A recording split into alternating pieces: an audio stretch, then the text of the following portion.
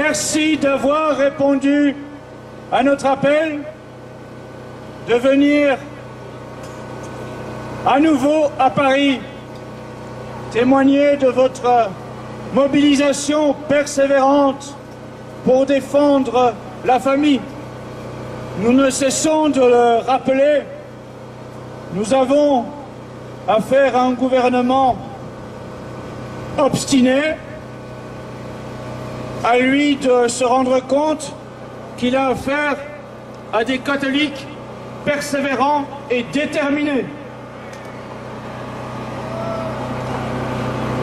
Aujourd'hui est un jour, nous insistons à ce sujet, de sainte colère. C'est un terme que nous martelons. Nos rassemblements devant le Sénat sont marqués par le sceau de cette sainte colère. Que veut dire sainte colère? Est-il étonnant pour des catholiques de parler de colère? Existe-t-il une sainte colère? Eh bien oui. Oui, comme Jésus a utilisé le fouet pour chasser les marchands du temple, eh bien nous les catholiques aujourd'hui, nous les défenseurs de la famille aujourd'hui, nous avons toutes les raisons de choisir, de penser, de considérer que le moment est venu de proclamer une sainte colère. Sainte colère vis-à-vis de l'Élysée, de Matignon, de l'Assemblée nationale, du Sénat.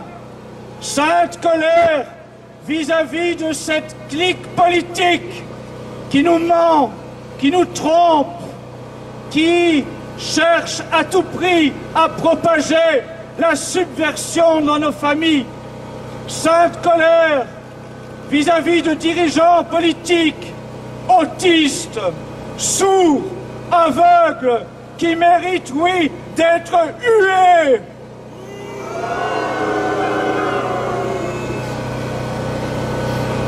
Sainte colère vis-à-vis de ces sénateurs qui, depuis jeudi, sont en charge de débattre en séance publique de ce projet de loi Taubira dénaturant le mariage et la parenté, et qui, une fois de plus, confirme que parmi tous les modes de protestation, la prière semble avoir un effet dévastateur sur eux, au point qu'un sénateur, Mohamed, vous m'excuserez, j'ai oublié son nom de famille, a cru bon devoir interpeller les sénateurs sur le fait qu'il était choqué, le malheureux, le pauvre, de constater que les catholiques étaient à genoux devant le Sénat pour prier pour le salut de la France. Eh bien, monsieur Mohamed, je ne sais quoi, désolé, mais oui, les catholiques ont encore l'intention de prier avec persévérance. Ils sont, mais oui, figurez-vous, des citoyens qui sont chez eux, ils ne sont pas des citoyens de seconde zone. Et oui, la France est catholique et le restera.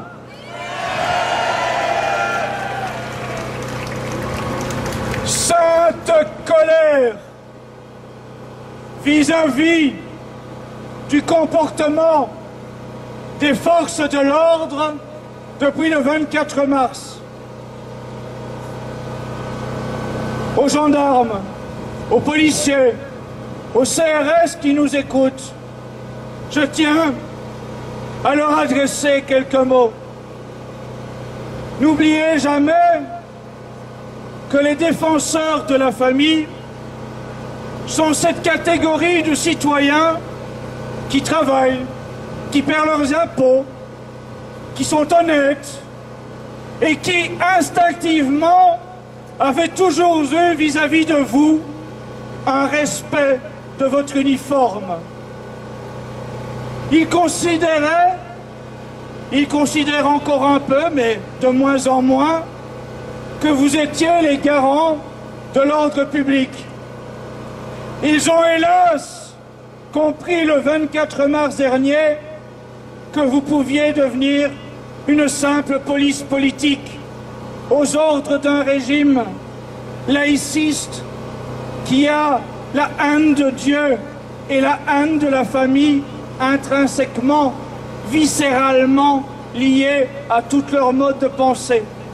Eh bien, messieurs des forces de l'ordre, demandez-vous un seul instant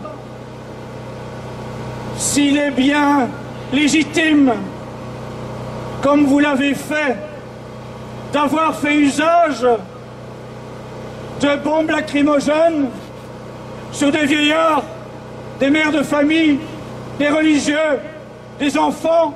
Cela, non, nous ne pourrons plus jamais l'accepter.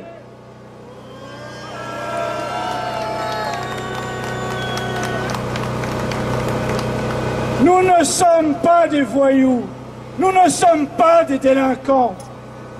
N'osez plus jamais porter sur les défenseurs de la famille des gestes que vous n'oseriez jamais porter dans les mêmes conditions à l'égard des manifestants de la CGT ou des voyous des banlieues.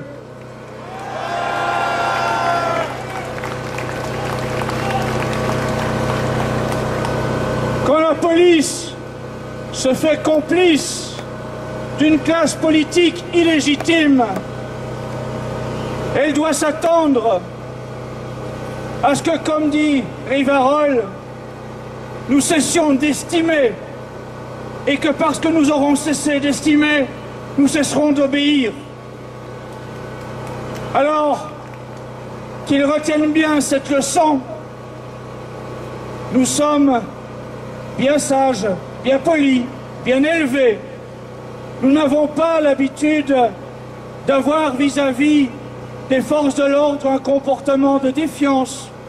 Nous ne faisons jamais usage de violence, mais tout de même, comprenez bien, plus jamais nous n'accepterons, nous ne tolérerons, comme ce fut le cas le 24 mars dernier, que vous fassiez ce que vous avez fait, que vous vous comportiez comme une Stasi, comme une police de l'Union soviétique au pire moment du communisme.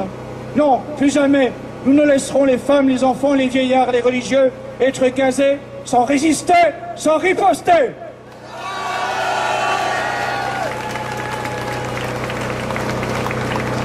Notre sainte colère, elle s'exprime aussi vis-à-vis des organisateurs d'une autre manifestation, parce que nous considérons que c'est inadmissible d'avoir le 24 mars dernier envoyé les familles sur les Champs-Élysées, de les avoir encouragées 3 semaines durant, pour ensuite le jour même faire marche arrière, et puis au moment où se créent des incidents, avoir le culot de dire à la tribune que les défenseurs de la famille qui se faisaient violenter par des forces de l'ordre au service d'une clique politique étaient des extrémistes, des fascistes, des skinheads. Eh bien ça, Madame Barjot, ça s'appelle ni plus ni moins que de la trahison.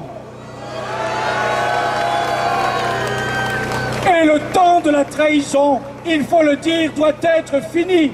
Là aussi, utilisez tous les moyens de communication moderne pour dire à tous ceux qui veulent continuer le combat, choisissez bien avec qui vous allez le mener, de façon à ce que ce ne soit jamais entaché d'une vaste manipulation, d'une vaste tentative de récupération.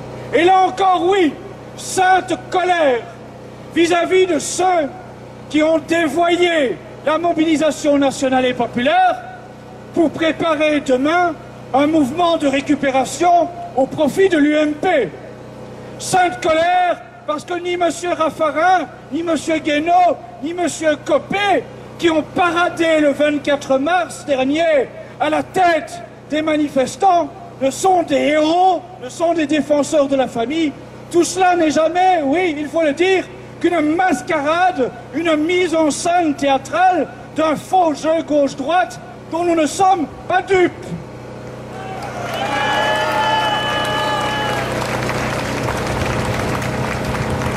Cette colère vis-à-vis de tous ceux qui veulent à tout prix essayer de nous faire croire que l'UMP incarnerait la solution, la défense de la famille, alors qu'ici même, au Sénat, devant lequel nous sommes rassemblés, il faut le dire par 3 fois déjà, l'UMP nous montre le signe de la trahison. Première fois, en commission sénatoriale, l'UMP avait la possibilité de bloquer le texte de loi. Comment le texte de loi a-t-il pu passer le cap de la commission? Grâce à la complicité de 2 sénateurs de l'UMP. Honte à eux! Deuxième acte de trahison de cette UMP qui a paradé le 24 mars dernier, c'est l'orateur principal de ce groupe UMP qui, dans une interview au journal Le Monde, a eu l'outrecuidance de dire qu'au Sénat, ces sénateurs sont des gens plus raisonnables, plus sages, plus polis, et qu'ils n'entendaient pas faire obstruction à ce projet de loi. Eh bien, monsieur, nous, par contre, nous allons faire obstruction à votre réélection. Cette colère vis-à-vis de ce Jean-Claude Gaudin, chef de groupe de l'UMP au Sénat, ce personnage qui visiblement a choisi depuis longtemps son camp et qui, en l'occurrence, a choisi de subventionner à coût de 100 000 € une Europride, une fête de la communauté homosexuelle à Marseille cet été. Ce chef de groupe UMP au Sénat qui donnera sa ville de Marseille au lobby homosexuel pour cet été pratiquer symboliquement 2013 mariages entre personnes de même sexe en permettant à coup de subventions supplémentaires et de sponsoring de faire venir pour l'occasion des homosexuels de tout le Maghreb pour se marier sur le territoire français à Marseille. Honte à eux! Honte à cette UMP! Honte à tous ceux qui voudraient nous faire gober que cette UMP est une alternative! Ni l'UMP ni le PS, tous pourris, tous dans cette même classe de complices d'un projet de défiguration de la famille et de déstructuration de la société et de promotion de la décadence. Ceci dit, bien sûr, nous nous adressons quand même à eux, non pas parce que nous avons confiance en eux, mais parce que nous voulons leur dire que oui, nous sommes des électeurs intelligents, des électeurs responsables, des électeurs qui ont la mémoire longue et qui, lors des prochaines élections, mèneront la vie dure, très dure, à tous ceux qui auront été complices de ce projet de loi néfaste, scandaleux, qui est une trahison, un affront, une honte vis-à-vis des commandements de Dieu, vis-à-vis de la famille, vis-à-vis de la patrie.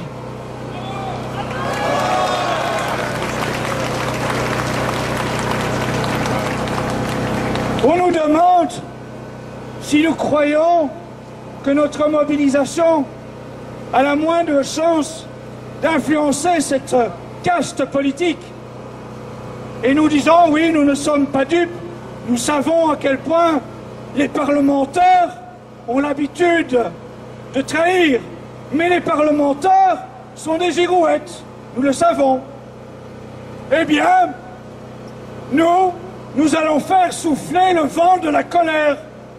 Et si le vent de la colère souffle jusque dans leur nuque, eh bien, rien n'exclut qu'à un moment, ces girouettes indiquent la direction que nous lui indiquons, celle du bon sens. Donc, sans aucune illusion vis-à-vis de cette classe politique, oui, nous voulons que souffle le vent de la colère durant les prochains jours, durant les prochaines semaines.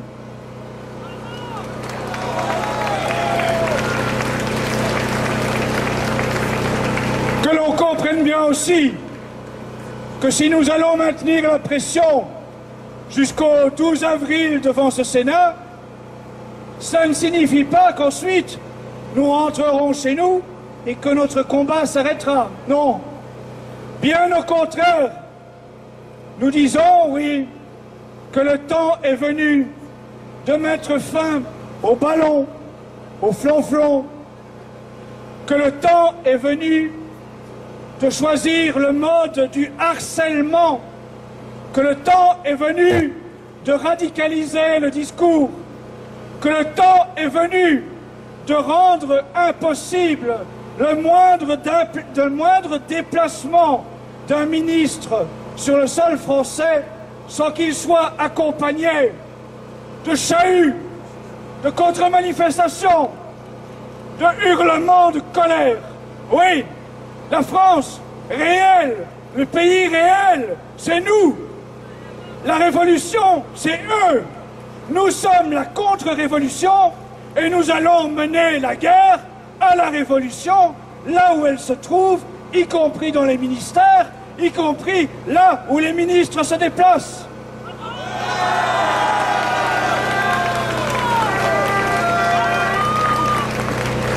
Ils croient pouvoir miser sur notre lassitude.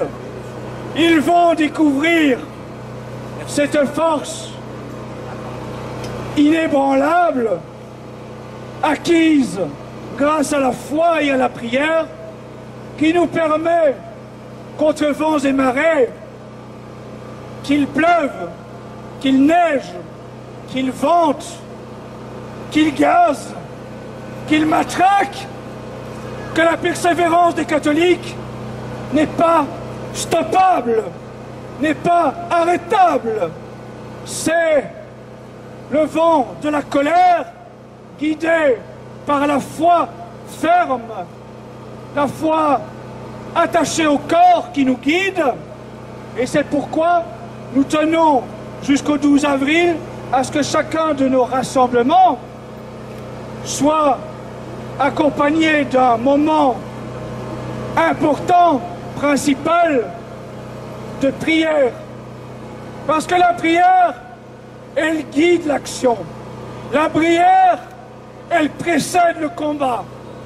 Parce que la prière, c'est elle qui a permis autrefois aux chevaliers de Saint-Louis, aux chevaliers de Sainte-Jeanne d'Arc, aux Vendéens, aux Chouans, aux Cristeros, de mener la bataille sans jamais avoir peur. Eh bien, nous non plus, nous n'avons pas peur. Peu importe l'ennemi auquel nous faisons face, nous avons avec nous Dieu et les cohortes du ciel, et la peur ne nous fera jamais vaciller. Qu'ils sachent, qu'ils entendent notre détermination. France, jeunesse, chrétienté! France, jeunesse, chrétienté! France, jeunesse, chrétienté! France, jeunesse, chrétienté! France, jeunesse, chrétienté!